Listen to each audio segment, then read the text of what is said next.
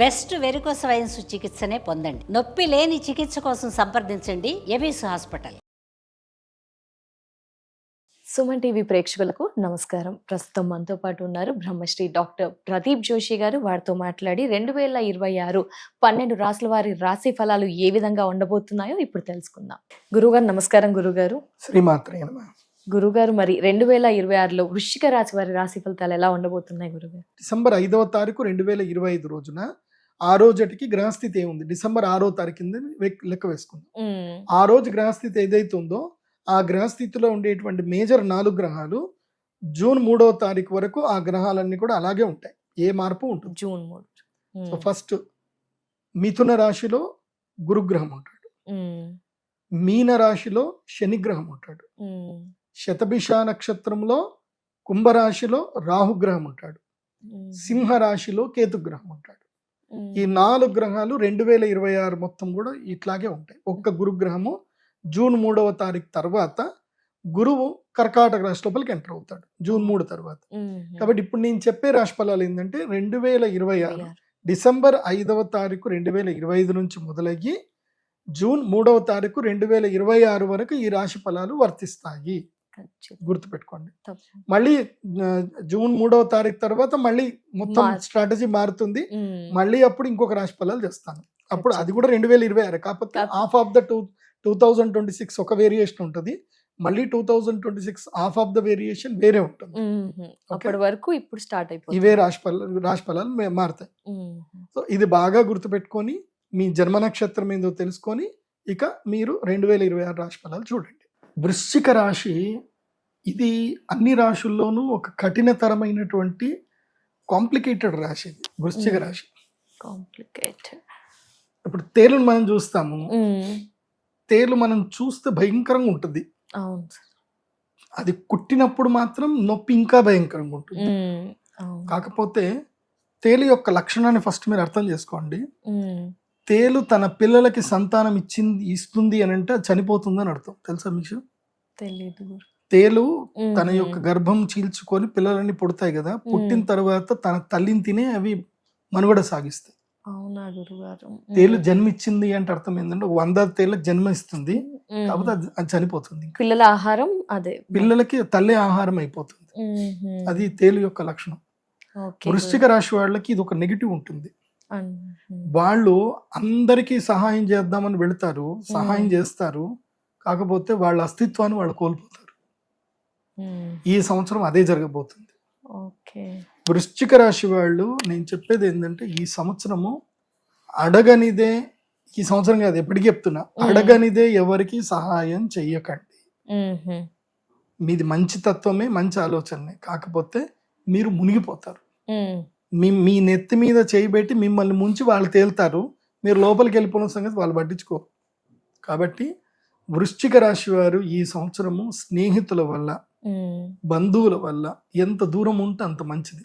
దెబ్బలు తాకడము, కాళ్ళు చేతులు విరగడము, లేకపోతే ఏదన్నా వయసు పడి కొంచెం 40 ఏళ్ళు దాటినటువంటి వాళ్ళ కిడ్నీలు ఫెయిల్ అవ్వడము, ఏదో ఒకటి ఇబ్బందులు వస్తాయి ఇంకా హాస్పిటల్కి. సో అది జరగకుండా ఉండాలి అని అంటే ఇమ్మీడియట్లీ చక్కగా హరిద్వార్ కానీ ఋషికేశ్ కానీ ఏదైనా మంచి క్షేత్రంకి వెళ్ళిపోయి ఓ 10 రోజులు ఏదైనా సత్రంలో ఉండి మంచిగా దైవారాధన ధ్యానం చేసుకోండి. ఈ ఒక కర్ణ పిశాచి ఉంటుంది మన దగ్గర, తెలుసా? కర్ణ పిశాచి ఈ మధ్య అందరి చేతులలో ఉంటుంది, తెలియదు దాన్ని? కర్ణ పిశాచి అంటే దాన్ని మొబైల్ అంటారు, స్మార్ట్ ఫోన్ ని కర్ణ పిశాచి అంటారు. సో ఆ కర్ణ పిశాచి త్యాగం చేయండి. ఒక 15 రోజులు కర్ణ పిశాచిని పక్కన పెట్టండి. కర్ణ పిశాచి ఎంత దూరం పెడితే మీ అంత హ్యాపీగా ఉంటారు. వృశ్చిక రాశి వాళ్ళకి పరువు పోతుంది, దేన్ని సీరియస్ గా తీసుకోకండి. మీ పరువుని దావాగా వేసి మిమ్మల్ని అవహేళన చేసే ప్రయత్నం చేస్తారు. పంచమ శని అయినప్పుడు ఏం చేస్తాడు అంటే మెయిన్ గా మైండ్ ని డిస్టర్బ్ చేస్తాడు. ఫోకస్ మైండ్ నుంచి నెగిటివ్ మైండ్ వైపు వేసేస్తాడు. సో అదొకటి బాగా నెగిటివ్ జరిగిపోతుంది. దేని మీద ఫోకస్ చేయలేకపోతారు, ఫెయిల్యూర్స్ ఎక్కువగా ఎదురవుతాయి. ఎక్కడ ఏ పనైనా సరే కనీసం 4-5 సార్లు పోతే తప్ప పని జరగదు, జరుగుతుంది. అష్టమ గురుడు ఏం చేస్తాడు అంటే ఆస్తి నష్టం కలిగిస్తాడు, అప్పుల పాలు చేస్తాడు, తాకట్టు పెట్టిస్తాడు, బంగారం తాకట్టు పెట్టిస్తాడు, కొన్ని దుర్మార్గుల్ని కల్పిస్తాడు. ఈ రైస్ పుల్లింగ్ అని ఒకటి ఉంటది అనమాట. అట్లాంటి వాళ్ళు ఏం చేస్తారంటే వాళ్ళకి స్విస్ బ్యాంక్ లో 30,000 కోట్లు చూపిస్తారు వాళ్ళ అకౌంట్ లో. చూపించి వాళ్ళ దగ్గర 30 కనీసం వాడి నాకు 3 లక్షలు కూడా లేవు, ఒక 3 లక్షలు నా దగ్గర 30,000 కోట్లు ఉన్నాయి అంటాడు. 30,000 కోట్లు అకౌంట్ లో చూపిస్తాడు, కానీ వాడి దగ్గర 3 లక్షలు కూడా ఉండవు వాడి దగ్గర. వాడు మన అడుగుతాడు 3 లక్షలు నాకు వచ్చినాక నీకు ఇస్తా అంటాడు. అట్లుంటాయి కొంతమంది. సో ఇలాంటి దుర్మార్గులు బోలెడు మంది ఉంటారు. అంటే వాడి బ్యాంక్ అకౌంట్ లో డబ్బులు ఉంటాయి, ఏమనంటే బ్యాంక్ అకౌంట్లు ఉన్నాయి కదరా అంటే అవి ఫ్రీజ్ అయ్యాయి, మేము ట్యాక్స్ కట్టాలి, అందుకోసం డబ్బులు కావాలని చెప్పి డబ్బులు లాగుతాడు, ట్యాక్స్ కట్టాలి. ఇట్లాంటి కేసులు ఎన్ని వచ్చినాయో తెలుసా, మొత్తం ఇట్లాంటివి వస్తూ ఉంటాయి. పాపం ఒక్కొక్కడు ఒక్కొక్క విచిత్రమైన కథలు చెప్తారు. అసలు ఎలా అది ఆ గుణం ఉంటుంది అంటారా గురువు గారు? లేదు, ఒకటి గుర్తుపెట్టుకోండి అమ్మా, కొంతమంది జీవితం మోసం చేయడమే వాళ్ళ జీవిత వృత్తి. వాళ్ళని ఏమంటారు అంటే వైట్ కాలర్ క్రిమినల్స్ అంటారు. వైట్ కాలర్ వాళ్ళని ఎవరూ పట్టుకోలేరు, వాళ్ళ మీద కేసులు పెట్టలేరు. ఎందుకోసం అంటే వాళ్ళు పక్కడబంది క్రైమ్ చేస్తారు. మీరు వాళ్ళ మీద కేసులు కూడా పెట్టడానికి ఉండదు. చట్టానికి దొరకకుండా క్రైమ్ చేసేవాడే వైట్ కాలర్ క్రిమినల్. అలాంటి వైట్ కాలర్ క్రిమినల్స్ ఈ సంవత్సరంలో ఎక్కువ అవుతారు. ఇప్పుడు సమాజంలో బోలెడు మంది తిరుగుతున్నారు, ఇంకా ఎక్కువ. వాళ్ళు పట్టుకోవడమే అలాంటి క్యాండిడేట్ ని పట్టుకుంటారు. అంటే వాడు కంప్లైంట్ చేయలేని క్యాండిడేట్ నే పట్టుకుంటారు వాడు. ఎందుకోసం అంటే వాడి time precious then that amount అన్నమాట. ఇప్పుడు ఉదాహరణకి ఒక పెద్ద స్టార్ హీరో ఉన్నాడు, ఆయన పర్ డే వర్త్ ఎంత అంటే 10 లక్షలు, పర్ డే వర్త్ 10 లక్షలు. వాడి దగ్గర ఆయన ఒక 10 లక్షలు కొట్టేసిండు అనుకుందాం, 1 కోటి రూపాయలు కొట్టేసింది అనుకుందాం, అంటే 10 రోజులు ఇన్కమ్. వాడి గురించి అని చెప్పి ఆయన పోలీస్ కంప్లైంట్ చేసి పోలీస్ స్టేషన్ కి 1 రోజు పోయి, కోర్టుకు 1 రోజు పోయి, ఆయన ఒక 50 రోజులు తిరిగితే ఆయనకి ఎంత లాసు? 50 లక్షలు. 50 లక్షలు ఆయనకి లాస్ అన్నప్పుడు ఆయన ఎందుకు పోతాడు? వదిలేయండి. 50 రోజులు అంటే 5 కోట్లు. రోజుకి 10 లక్షలు ఇన్కమ్ ఉన్నాడు, 5 కోట్లు కదా వాడికి, 5 కోట్లు నష్టం వాడికి. వాడు రాడు, వాడు పెట్టడు. అట్లాంటి వాళ్ళని వీళ్ళు చూస్ చేసుకుంటారు, వైట్ కాలర్ క్రిమినల్స్ అంటారు. నాకు బోలెడు మంది నా దగ్గరకు వచ్చి ఏడుస్తారు, ఇట్లా కళ్ళలో నీళ్లు పెట్టుకుంటారు, ఏం చేయాలి స్వామి అది. ఇండ్లు నమ్మిస్తారు, ఆస్తులు అమ్మిస్తారు, మీకు మీ ఇంట్లో నిధి ఉందని చెప్తారు, నిధి తీపిస్తామంటారు, అది జరుగుతుంది అంటారు, ఇది జరుగుతుంది అంటారు. సడన్ గా వాళ్ళే పోలీసులను అరేంజ్ చేసుకుంటారు, దొంగ పోలీసుల్ని. వాళ్ళే వస్తారు, నిధి వెళ్ళింది అంటారు, దొంగ పోలీసులు వచ్చి తీసుకుపోయారు అంటారు. కంప్లైంట్ చేస్తే కంప్లైంట్ ఎట్లా చేస్తారు? మనం చేసిన తప్పు కదా, కంప్లైంట్ చేయొద్దు కదా అని ఎక్కడనే ఆపేస్తారు. అదొక రకమైన క్రిమినాలిటీ ఉంటుందండి. కాబట్టి నేను ఇప్పుడు చెప్పేది ఏంటంటే, వృశ్చిక రాశి వారు ఈ సంవత్సరము తిన్నామా, పడుకున్నామా, తెల్లారింది.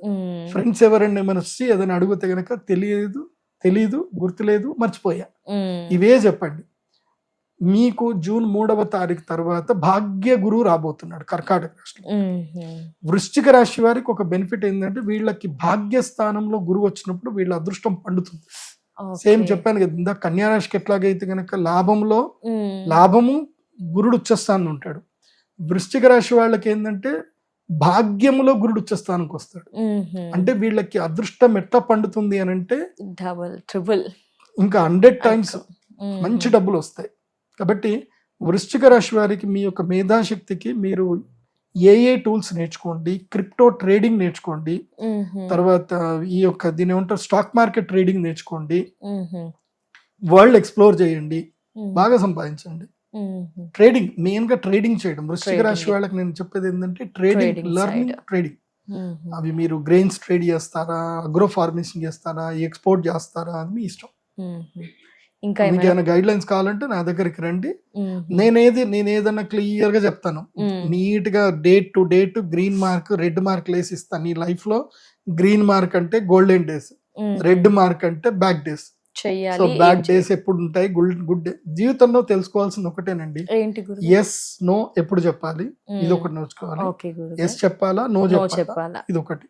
రెండవది గుడ్ టైం ఏంటి, బ్యాడ్ టైం ఏంటి, ఇది ఒకటి తెలుసుకోవాలి. ఇది తెలుసుకుంటే జీవితంలో ఈజీగా వెళ్ళగలుగుతాం. అండ్ ఎక్కడ ఇన్వెస్ట్మెంట్ చేయాలి, ఎక్కడ ఇన్వెస్ట్మెంట్ చేయకూడదు, అది ఒకటి తెలుసుకోవాలి. ఎవరితో స్నేహం చేయాలి, ఎవరితో స్నేహం చేయకూడదు తెలుసుకోవాలి. మన డైలీ వర్క్స్, మన డైలీ రొటేషన్స్ మనం దేంట్లో ఫాలో అవ్వాలి, అదొకటి తెలుసుకోవాలి. మన ఇష్ట దైవం ఏంటో అదొకటి తెలుసుకోవాలి. ఎవ్రీ టైం ఏ పరిస్థితుల్లో అయినా ఒక నిర్ణయం తీసుకోవడానికి మన మీద పూర్తిగా అధికారం కల్పించినటువంటి ఒక వ్యక్తి గైడ్లైన్స్ మనం తీసుకోవాలి. అది ఒక గురువు అయి ఉండాలి. Yes, good. ఆ గురువుకి అన్ని నాలెడ్జ్ ఉండాలి. ఇటు లీగల్ నాలెడ్జ్ ఉండాలి, ఇటు ట్రేడింగ్ నాలెడ్జ్ ఉండాలి, ఇటు ఆస్ట్రాలజీ తెలిసి ఉండాలి, అన్ని ఆల్రౌండర్ అయి ఉండాలి. ఈ షుడ్ నో ఎవ్రీథింగ్. మనని కామ్ చేసే పర్సనాలిటీ అయి ఉండాలి. అలాంటి గురువుని పట్టుకున్నావు అనుకో, నీ లైఫ్ జింగలాల ఇంకా. అందుకోసం అంటే నువ్వు ఎక్కడ పడాలో అక్కడ పట్టుకుంటాడు. ఇప్పుడు మొన్న ఒక క్లయింట్ ఆస్ట్రేలియాలో ఒక పిల్లాడు, మంచి పిల్లాడు, చాలా అందంగా ఉంటాడు, మంచి జిమ్ చేస్తాడు, ఫిట్ ఉంటాడు. ఎవరో అమ్మాయితోటి ఒక 2-3 నెలలు ఫోన్లో మాట్లాడుతున్నాడు. ఆ అమ్మాయిని పెళ్లి చేసుకుందాం డిసైడ్కి అయిపోయాడు. మ్యాట్రిమోనీలో కలిసింది ఆ అమ్మాయి. నాకు ప్రొఫైల్ పంపించాడు అమ్మాయి. నేను సాముద్రిక లక్షణాలు కూడా చూస్తాను, ముఖ లక్షణాలు చూస్తాను, జాతకం చూస్తాను. చూసి గుణాలు చూస్తే 28 గుణాలు వచ్చాయి. 28 గుణాలు అంటే ఇంకా సూపర్, ఇంకా రిజెక్ట్ చేయడానికి ఛాన్స్ లేదు. నేను చూసి ఈ అమ్మాయిని పెళ్లి చేసుకోకు అని చెప్పా. అయ్యో గురుగారు ప్లీజ్ గురుగారు, నేను కావాలంటే ఏమైనా రెమెడీ చేసుకుంటా గురుగారు, ఇంకో 2 లక్షలు 3 లక్షలైనా ఖర్చు చేసుకుంటా గురుగారు, మీరు చెప్పండి ఏ రెమెడీస్ అయినా చేసుకుంటా, నేను అమ్మాయిని పూర్తిగా నేను ఇన్వాల్వ్ అయిపోయాను, నేను ఇష్టపడుతున్నా, నాకు అమ్మాయి కావాలి గురుగారు అని అన్నాడు. సరే ఒక 10 రోజులు ఆగు, చెప్తా రెమెడీ చెప్తాను ఆపా. 10 రోజులకి అట్లాగే హోల్డ్ చేశా. మళ్ళీ 10 రోజుల తర్వాత మళ్ళీ కాల్ చేశాను. ఆ గురుగారు చెప్పండి చెప్పండి చెప్పండి, నేను పెళ్లి చేసుకుంటా, నాకు అమ్మాయి కావాలి, మీరు ఓకే అంటేనే చేసుకుంటా అంటాడు. మళ్ళీ ఓకే. సరే ఇంకో 10 రోజులు ఆగు అని చెప్పా. నేను వద్దు అని చెప్తున్నాను, సరే చేద్దాం ఇంకో 10 రోజులు ఆగు అని చెప్పా. ఫైన్ ఒక 15 days తర్వాత కాల్ చేశాడు. గురుగారు మీరు చెప్పింది కరెక్ట్ అయింది గురుగారు, ఆ అమ్మాయి ఆల్రెడీ నాకు తెలిసిన నా ఫ్రెండ్స్ తోటి బ్రేకప్ అయింది గురుగారు, 1 కాదు 2 కాదు 3 బ్రేకప్లు అయినాయి ఆ అమ్మాయికి, నేను ఆ అమ్మాయిని చేసుకుంటే నా జీవితం నాశనం అయ్యేది గురుగారు, యూ సేవ్ మై లైఫ్ అన్నాడు. మంచిది మంచిది, తిని పడుకో అని చెప్పా. So we're here to protect your life. నీ లైఫ్ మేము ఎక్కడ ప్రొటెక్ట్ చేయాలో మేము చేస్తాం. The only one word yes or no. నేను నో చెప్పాను అని అంటే నీ లైఫ్ లో ఏదో జరగబోతుంది, దానికి నేను సేవ్ చేశాను. ఎస్ చెప్పాను అంటే నీకు ఏదో మంచి జరగబోవడానికి చెప్పాను. సో ఎస్ ఆర్ నో లోనే లైఫ్ అంత ఉంటుంది. కాబట్టి మన సుమన్ సార్కి life yes, Suman TV yes. So కాబట్టి బాగా గుర్తుపెట్టుకోండి, జీవితంలో ఒడిదుడుకులు ఏవి రావాలన్నా గురువు ఉంటే అన్నీ ఎదుర్కొంటావు. మంచి గురువు ఉండాలి, నిన్ను ఎప్పుడూ అబ్జర్వేషన్ చేస్తుండాలి, అలాంటి గురువు ఉంటే చాలు. గురువు గారు మరి వృశ్చిక రాశి వారికి ఏమైనా పరిహారం తెలియజేస్తారా? వృశ్చిక రాశి వారికి ఈ సంవత్సరం వీళ్ళకి కాపాడేటువంటి శక్తి మహాగణపతి.